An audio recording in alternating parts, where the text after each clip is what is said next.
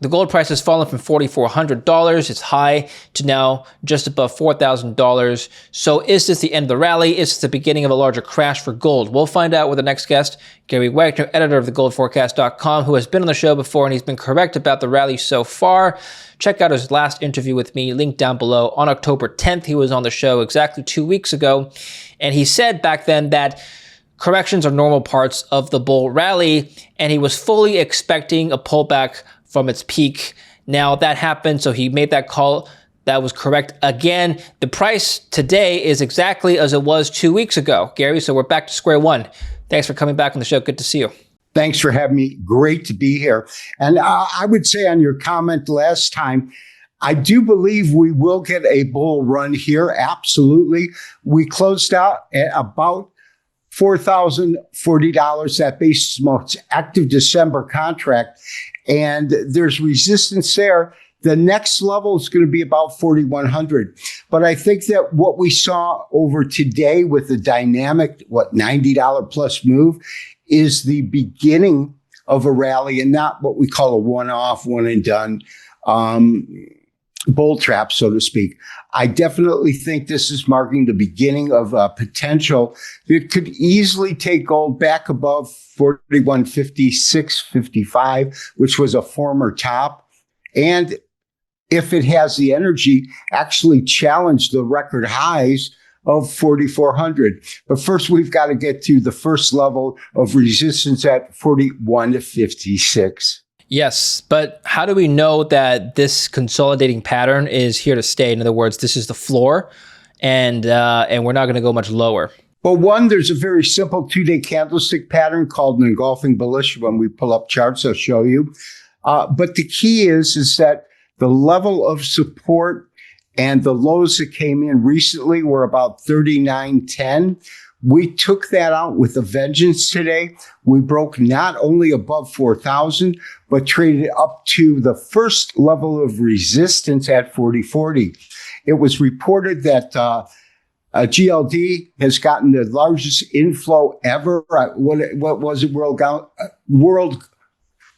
Gold Council yeah, there you reported 2,200 tons in Q3 and 26 billion in GLD. So we're seeing dynamic purchases not only by central banks, but speculators bidding it up through GLD. So I think that there's tremendous demand, not only on a commercial basis, a speculative basis, but the actual central banks. They're buying. One of the assumptions that we made last time was that the market, the gold market in particular, is expecting 2 rate cuts. Now, we had 1 rate cut just this week, but Fed Chair Powell has said that a December rate cut is not, in his words, a foregone conclusion.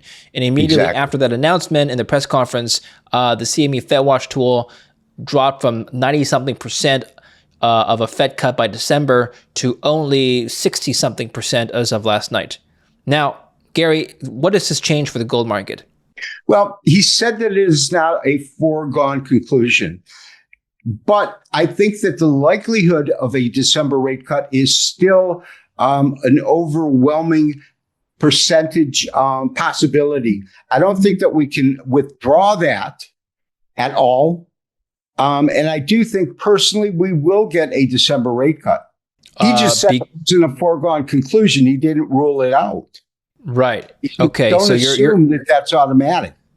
Your view is that we'll still get a rate cut, and that's going to put additional tailwinds on the gold market. You think, Gary?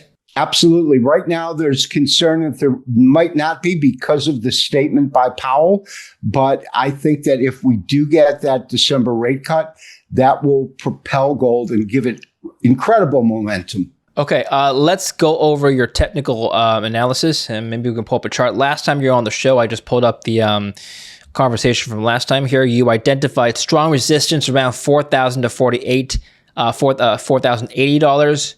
The key support zone for you would be $3,800 to $3,900.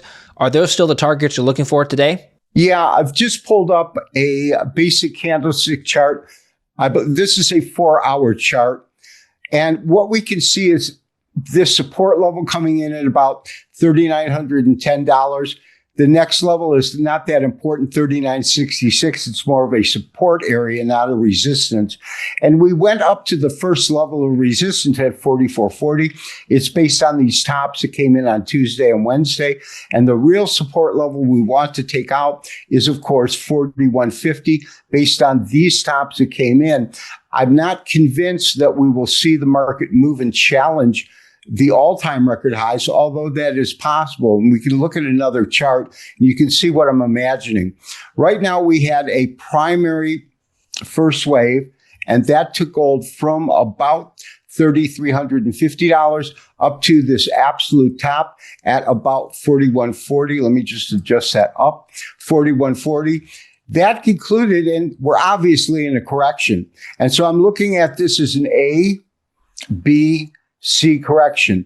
If I'm correct about that, we'll see gold trade higher, maybe as high as 41.50, but then come back down for the final C wave, which could take gold back below 4,000 to about 38.80 and 3,900, right in that area. At that point, we will enter a new wave, and this would be a primary third wave.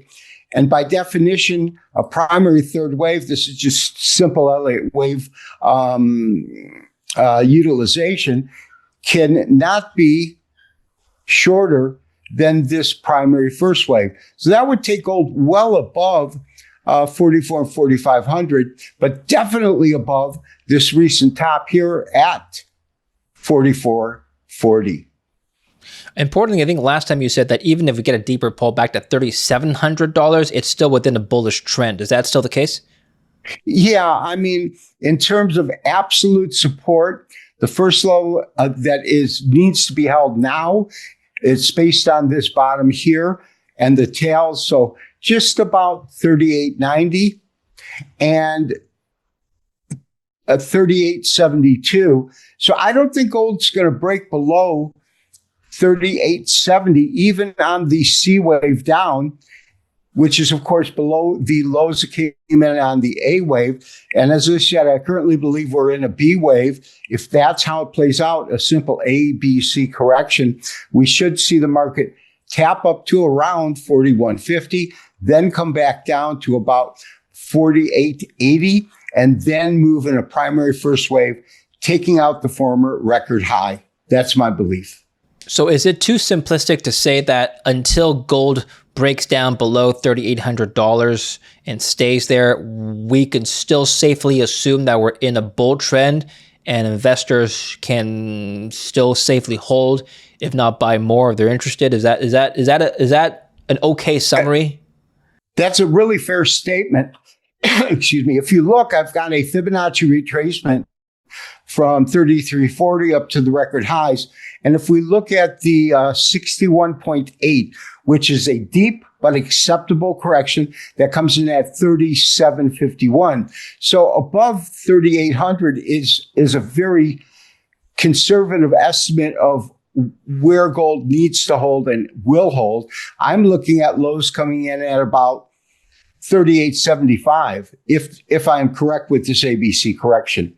Okay, now I've got to ask you, because this looks a lot like what we saw in previous bull cycles. Can we just pull up a longer term chart, Gary, and compare it to the last two mega bull runs in 2011? And let's pull up 2020 as well. So in 2022, we saw a major correction in all markets, including gold, following the Fed's announcement. And this one, I can't go back that far, but I can definitely go back. Sure. 2024.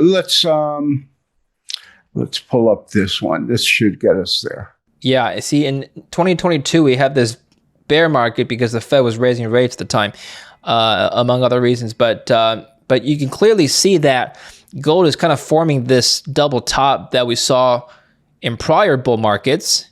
And the question is whether or not this time is different. That's the most dangerous question in all of finance, but we got to address it. Yeah, I mean, my sense is, if I enlarge it, let's convert it to just standard candlesticks.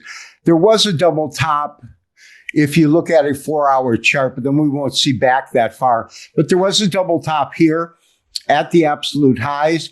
When we look at how much it came down, it was about a 36, a little more than a 36% retracement. Really acceptable for this last rally. And if we look at like the former rallies that you mentioned, the really strong one, the last one was in 2024 in December. It goes from 27.46. I can't believe these prices when I'm talking about $4,000 gold, and I'm looking back a year ago, by the way. But we're 2,700 up to this area, which was 3,500, in which for a long period of time, this acted as a level of resistance before it broke out. And if we go back further, and you were looking at 2020, David? 2020, I don't think we need to go back to 1981, but yeah, 2020 and 2011 were big bull runs for gold. 2011 was the peak, rather. The bull run lasted a whole decade. But yeah, the peaks were 2020 and 2011. I remember that one well. But you're right. That was a massive one, which took gold above 1,900 for the first time in history. There's no doubt after witnessing gold move in 2018 from 1,700 to about 2,500, it had a level of resistance. It had these tops here. But recently, look at how gold has been moving. I mean, gold has been moving to the upside, consolidating, to the upside, consolidating, to the upside. You can't really say consolidating. It did correct a little bit. And then upside and consolidating. That's an extremely strong market. And now gold went parabolic. After hitting, 33.61, it surged to 43, about $1,000 in a very short time period, August of 2025 to current pricing. So that tells me that this is a historical, momentous move to the upside in gold. This correction, I believe, I waited for it. I thought it would correct much before it hit these levels. It's a very acceptable correction. It's not deep. Deep would be a 61% retracement, take us down here. But I believe that we haven't had enough data come in. We've only had this one-day move, and we need to see follow through tomorrow. Currently, it's just trading, and it's down very, very slightly, maybe down 640 from New York's close. And this is Australian trading. It was up. If you look at the high of the day, the high came in at $4,039, which is right back to these levels. So I think that we could easily see gold move higher from this point. And these are the resistance levels that I'm looking at, 4,100. The current one where we're at, 40.40, with definitive resistance at 41.56.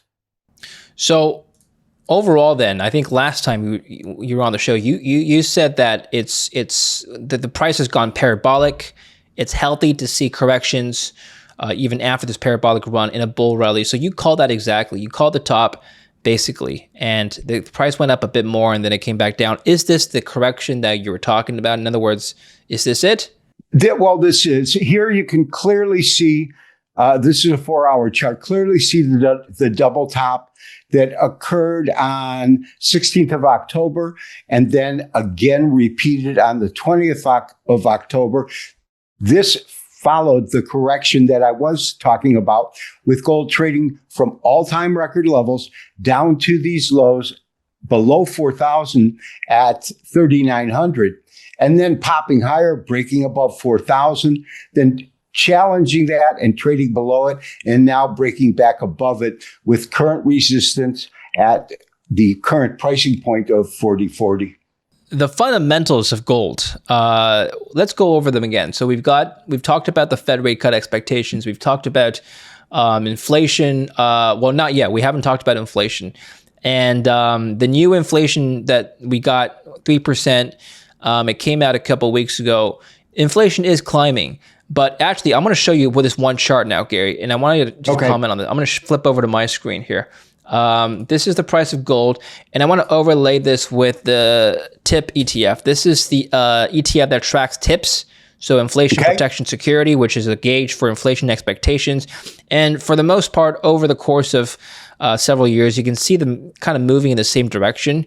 And they still are, except the divergence is a little bit bigger. Now you can clearly see since 2024, middle of 2024, 2025, gold has just taken off in a straight parabolic line, while inflation expectations have ticked up slightly because of various factors, including tariffs, but they haven't gone up to the same extent. So clearly gold, while moving in the same direction, is kind of moving on its own, not really tracking inflation expectations is the way I'm interpreting this. How are you looking at this chart? I agree. Yeah, I agree. What it shows to me is that the momentum in gold superseded the level of inflation moving higher, which was slightly higher. But you can see on that chart clearly that when we went parabolic, it was kind of stagnant in terms of the inflation. It was sitting out at this level of 3%, and gold went absolutely parabolic. It's right here. I'm pointing on this chart that I doubt is coming through, but at the levels that were really, really important in terms of gold itself. Well, let's get your chart back up on the screen and we can take a look. But okay, why do you think that is? Has gold become a different instrument, or has it started serving a different purpose besides hedging against inflation expectations, Gary? Well, what I think is that the inflation expectations, gold has definitely outperformed that.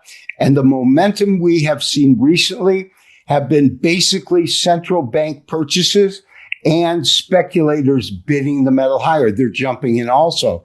But as I said before, the amount of accumulations in central banks has been ridiculous. And GLD has had inflows of $26 billion recently. That's huge.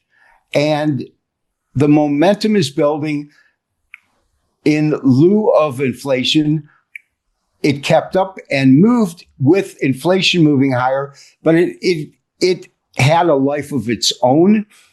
It's been trading with momentum that is based on accumulation by central banks and speculators believing it will go higher. And that's what's taking it rather than inflation. It reacted to inflation. And inflation, as you said, has been persistent, sticking around 3% now. But gold has been moving higher as it's been flat. As inflation was flat, gold continued to move higher. And the fact of the matter is, the World Gold Council reported huge amounts of accumulation by central banks at record paces, China being one of the leaders in that. And the fact of the matter is, you've got central banks buying and accumulating.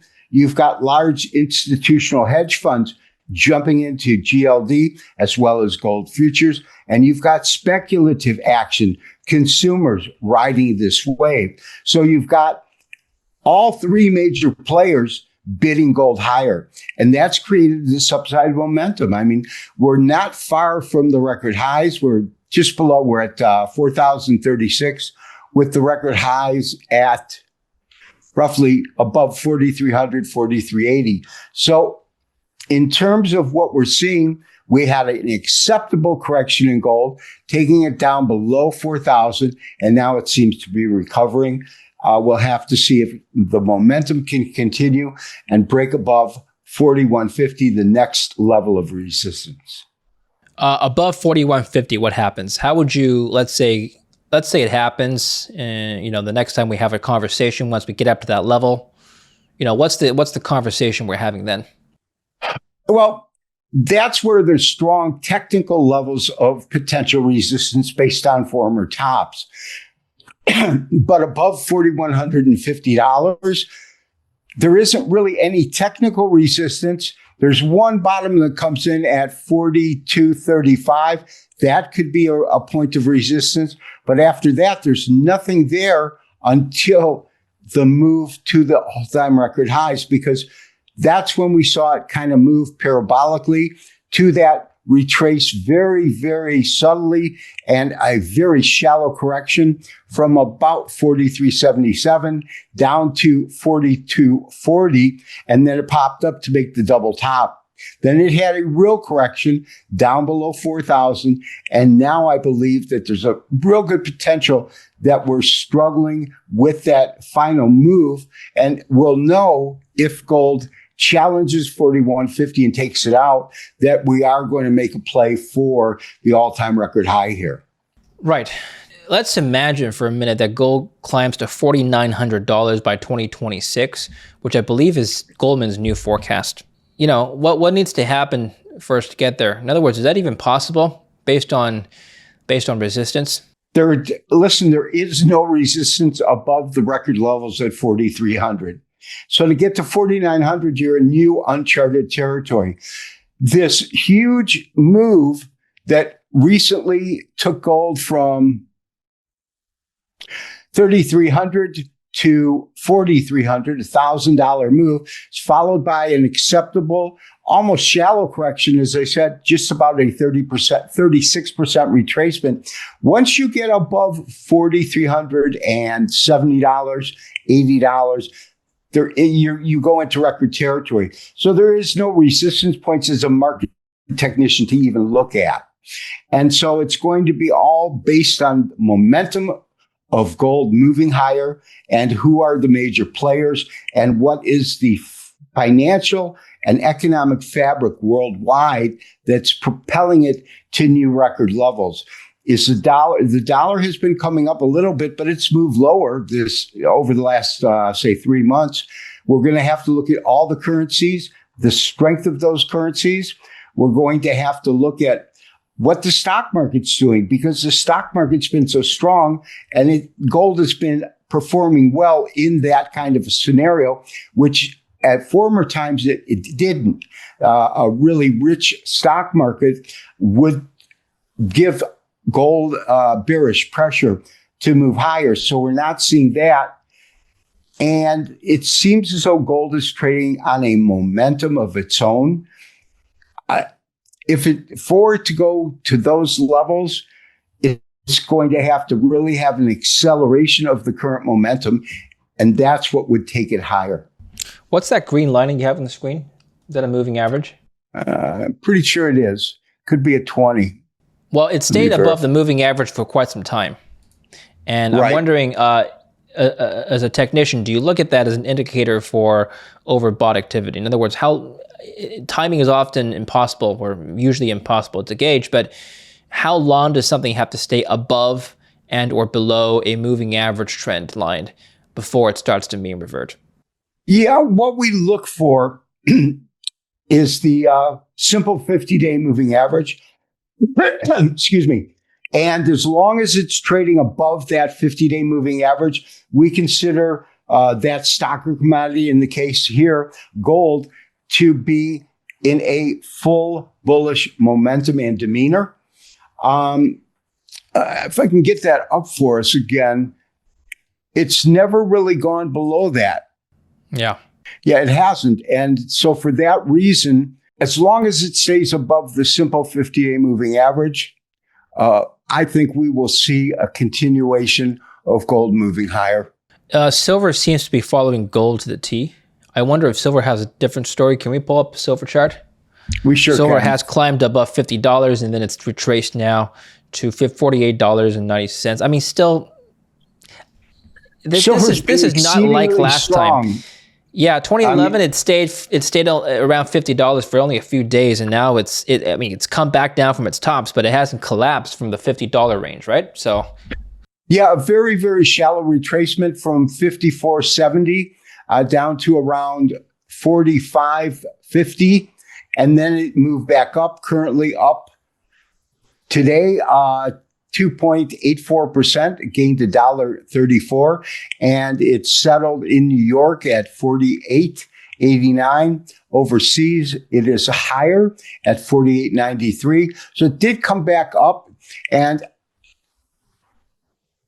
silver was really lagging behind gold for months, and then it just took off like a banshee starting back in August and trading to these not record levels, but above all-time record highs. This is a new all-time record high here for silver, $54. Never traded to this level.